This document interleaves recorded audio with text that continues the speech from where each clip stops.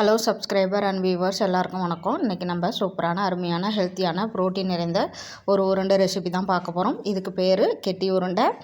இந்த கெட்டி உருண்டை சாப்பிட ரொம்ப டேஸ்ட்டாக இருக்கும். எவ்வளோ சாப்பிட்டாலும் சாப்பிட்டுட்டே இருக்கலாம் அப்படிங்கிற மாதிரி இருக்கும். ரொம்ப டேஸ்ட்டாக இருக்கும். குழந்தைங்களுக்கெலாம் ரொம்ப ஹெல்த்தியானது. எல்லாருமே சாப்பிட்லாம். இது எல்லா வயதினருக்கும் ரொம்ப சூப்பரான ஹெல்த்தியான ரெசிபி. இது எப்படி செய்யலான்னு நம்ம இந்த வீடியோவில் பார்க்க போகிறோம். அது மட்டும் இல்லாமல் இந்த கெட்டி உருண்டை நான் சின்ன வயசாக இருக்கும்போதெல்லாம் தீபாவளி பலகாரம் செய்யும்போது இந்த கெட்டி உருண்டையும் சேர்த்து செஞ்சு வச்சுருவாங்க. இது நல்லா 1 மாதம் வரலையும் நம்ம வச்சுருப்பாங்க. இதை நம்ம எடுத்து சாப்பிட்டுட்ருப்போம். இதேமாரி யாரெல்லாம் சாப்பிட்ட அனுபவம் உண்டோ அவங்கெல்லாம் ஒரு லைக் பண்ணுங்கள். புதுசாக வீடியோ பார்க்குறவங்க சப்ஸ்கிரைப் பண்ணுங்கள். இந்த கெட்டி உருண்டை எப்படி செய்யலாம்னு நம்ம இப்போ பார்க்கலாம் வாங்க. அதுக்கு தேவையான பொருளெல்லாம் நம்ம எடுத்து வச்சுருக்கிறோம். ஃபஸ்ட்டு நம்ம அரிசியை கொட்டி வறுத்துக்கலாம். இதுக்கு பச்சை அரிசி எடுத்துக்கலாம். பச்சை அரிசி எடுத்தால் தான் ரொம்ப நல்லாயிருக்கும். அதனால் பச்சை அரிசி எடுத்துக்கலாம். பச்சை அரிசி எடுத்து நல்லா பொன்னிறம் வர வரலையும் நல்லா வறுத்து எடுத்துக்கலாம். எல்லாத்தையும் தனித்தனியாக கொட்டி வறுத்து நம்ம ஒரு பிளேட்டில் அகலமான பிளேட்டில் கொட்டி நல்லா இந்தமாரி ஆற வச்சு எடுத்துக்கணும். இப்போ அரிசி கொட்டி வறுத்து எடுத்துட்டோம். அதுக்கப்புறம் பாசிப்பருப்பு, பச்சைப்பயிறு அப்படின்னு சொல்லுவோம். இந்த பச்சைப்பயிறு தோலோடு எடுத்துக்கோங்க. அப்போ தான் ரொம்ப நல்லா வாசமாக இருக்கும். கம்மன்னு பச்சைப்பயிறு எடுத்துகிட்டு நல்லா வறுத்துக்கலாம். அதையும் நல்லா பொன்னிறம் ஆகிற வரலையும் நல்லா வறுத்துட்டு நம்ம இதுமாரி அதேமாரி அகலமான பாத்திரத்தில் கொட்டி நல்லா ஆற வச்சு எடுத்துக்கலாம். அதுக்கப்புறம் பொட்டுக்கடலை எடுத்து வச்சுருக்கிறோம். பொட்டுக்கடலை ஏன் சேர்க்குறோன்னா நல்லா சாப்பிட்டா கொஞ்சம் நல்லா கடித்து சாப்பிட்றதுக்கு ஈஸியாக இருக்கிறதுக்காக பொட்டுக்கடலை எடுத்துருக்குறோம். அதை வறுக்க வேண்டியதில் அந்த ஹீட்டான வடைச்சட்டிலேயே கொட்டி வச்சுருங்க. கொஞ்சம் சூடாகிறதுக்கு தான், முறுமுறுன்னு ஆகிறதுக்கு. அப்போ தான் அரைக்கிறதுக்கு ஈஸியாக இருக்கும். அதனால் இப்போ ஏலக்காய் 4 பச்சரிசி வறுத்து வச்சது, அதுக்கப்புறம் பொட்டுக்கடலை சூடுபடுத்தினது, அதுக்கப்புறம் நம்ம வறுத்து ஆற வச்ச பச்சைப்பயிரை சேர்த்துக்கலாம். இதெல்லாம் கொட்டி நல்லா மாவாக அரைச்சி எடுத்துக்கோங்க. நல்லா எவ்வளோ மாவாக அரைச்சாலும் கொஞ்சம் கரகரன்னு தான் இருக்கும். அந்த ஸ்டேஜ் நம்மளுக்கு போதும். அது வரலையும் அரைச்சா போதும். அப்படி தான் அரைக்கணும். அந்தமாரி அரைச்சி நம்ம இப்போ எடுத்துக்கலாம். நல்லா இப்போது நம்ம ஓப்பன் பண்ணி பார்க்கும்போது நல்லா கம்மன்னு ஒரு வாசமாக இருக்கும். அதுக்கப்புறம் இதுக்கு தேவையான வெல்லம் சேர்த்து நம்ம பாகு காய்ச்ச போகிறோம். அதுக்கப்புறம் மண்டை வெல்லம், உருண்டை வெல்லம்னு சொல்லுவாங்க. அதை எடுத்துகிட்டு தேவையான அளவு பாகு காய்ச்ச போகிறோம்.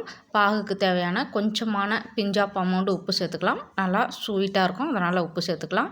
இது பாகு பதம் பார்க்க வேண்டியதில்லை. நம்ம ஓரளவு கரைஞ்ச உடனேவே இந்த பாகோட இந்த மாவை சேர்த்து நம்ம உருண்டை பிடிச்சிக்கலாம். அதுக்கப்புறம் கொஞ்சம் நெய் சேர்த்துக்கலாம். நெய் சேர்த்து ஓரளவு கொஞ்சம் நுரையா பொங்கி வரும். அதுக்கப்புறம் நம்ம இதுக்கப்புறம் மாவை சேர்த்து டக்குன்னு நல்லா பாகும் மாவும் சேர அளவுக்கு நல்லா கிண்டிக்குங்க. கொஞ்சமாக கொட்டி கிண்டுங்க. ஒட்டுக்காக கொட்டினீங்கன்னா ரொம்ப கட்டி ஆகிடும். அதனால் கொஞ்சமாக தூவிட்டு கிண்டிக்கோங்க. இப்போ நல்லா கிண்டிக்கோங்க.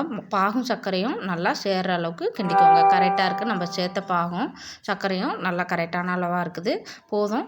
இதை ஒரு பிளேட்டுக்கு தனி பிளேட்டுக்கு மாற்றிக்கோங்க. அப்போ தான் நம்மளால் உருண்டை பிடிக்க முடியும். ஓரளவு சூடாக இருக்கும்போதே டக்குன்னு உருண்டை பிடிச்சிருங்க. இதை கொட்டி நல்லா அமுத்தி வச்சுருங்க. தனித்தனியாக வச்சிங்கன்னா கெட்டி ஆகிடும், உருண்டை பிடிக்க முடியாது. அப்புறம் கல் மாரி ஆகிடும், உருண்டை தனி உருண்டையாக பிடிக்க முடியாது. அதுமாரி கொட்டும்போது ஒரு இடத்துல சேர்த்து முட்டை அமுத்தி வச்சுருங்க. அதுக்கப்புறம் எடுத்து தனி உருண்டையாக அந்தமாரி டக்குன்னு நெய் தடவிட்டு பிடிச்சிக்கோங்க.